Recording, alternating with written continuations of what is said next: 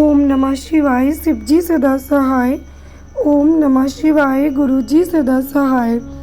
जय गुरु जी। संगत जी, गुरु जी के चरणों में कोटि कोटि नमन प्रणाम वंदन। सभी संगत जी के चरणों में कोटि कोटि नमन प्रणाम वंदन।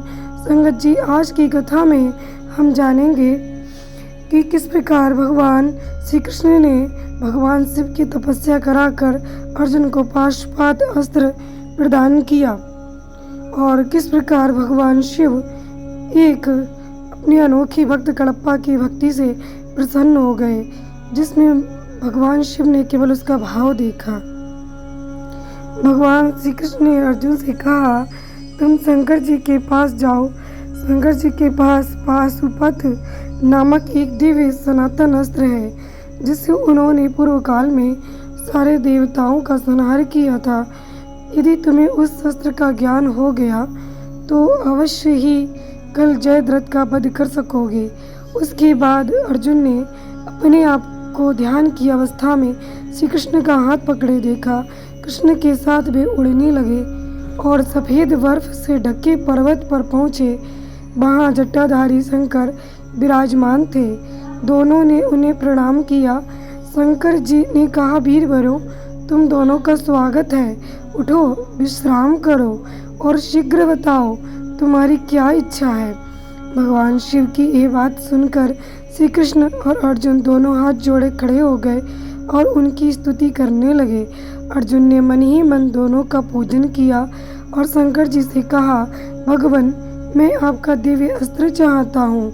ये सुनकर भगवान शंकर मुस्कुराए और कहा, यहाँ से पास ही एक दिव्य सरोवर है, मैंने वहाँ धनुष और बाण रख दिए हैं। बहुत अच्छा कहकर वे दोनों उस सरोवर के पास पहुँचे। वहाँ जाकर देखा तो दो नाग थे। दोनों नाग धनुष और बाण में बदल गए।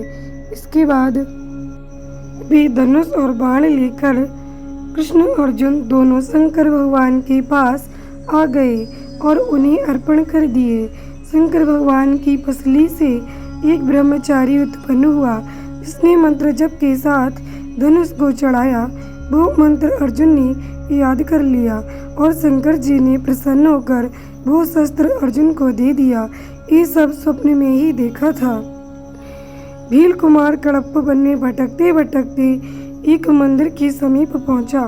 मंदिर में भगवान शंकर की मूर्ति देख उसने सोचा, भगवान इस वन में अकेले हैं, कहीं कोई पशु इन्हें कष्ट ना दे। शाम हो गई थी। कडप्पा धनुष पर बाण चढ़ाकर मंदिर के द्वार पर पहरा देने लगा। सवेरा होने पर उसे भगवान की पूजा करने का विचार आया, किंतु वह पूजा करने का तरीका नहीं जानता था।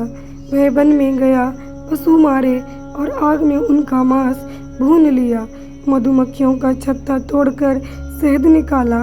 एक दोने में शहद और मांस लेकर कुछ पुष्प तोड़कर और नदी का जल मुंह में भरकर मंदिर पहुंचा। मूर्ति पर पड़े फूल पत्तों को उसने पैर से हटाया। मुंह से ही मूर्ति पर जल चढ़ाया, फूल चढ़ाए और मांस व शहद नैवेद्य के रूप में रख दिया। उस मंदिर में रोज सुबह एक ब्राह्मण पूजा करने आता था। मंदिर में नित्य मांस के टुकड़े देख ब्राह्मण दुखी होता। एक दिन वह छिपकर एक देखने बैठा कि ये करता कौन है। उसने देखा, कडप्पा आया। उस समय मूर्ति के नेत्र से रक्त बहता देख उसने पत्तों की औषधि मूर्ति के नेत्र पर लगाई, किंतु रक्त बंद नहीं हुआ। तब कडप्पा ने अपना नेत्र तीर से निकालकर मूर्ति के नेत्र पर रखा, रक्त बंद हो गया। तभी दूसरे नेत्र से रक्त बहने लगा। कडप्पा ने दूसरा नेत्र भी अर्पित कर दिया। तभी शंकर जी प्रकट हुए और कडप्पा को हृदय से लगाते हुए उसकी नेत्र ज्योति लौटा दी और ब्राह्मण से कहा, मुझे पूजा पद्धति नहीं, श्रद्धा पूर्ण भाव ही प्रिय है। वस्तुतः ईश्वर पूर्ण समर्पण के साथ किए स्मरण मात्र से ही प्रसन्न हो जाते हैं और मंगल आशीषों से भक्तों को वरदान देते हैं। ओम नमः शिवाय। शिव जी सदा सहाय। ओम नमः शिवाय।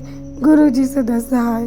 संगत जी, आज के इस अध्याय में हमने जाना भगवान के लिए पूर्ण समर्पण ही चाहिए और कुछ नहीं चाहिए। जिस दिन हम अपने आप को परमात्मा के लिए पूर्ण रूप से समर्पित कर देते हैं, उस दिन से परमात्मा भी हमारी चिंता करते हैं और हर पल हमारा ध्यान रखते हैं। तो जय गुरु जी।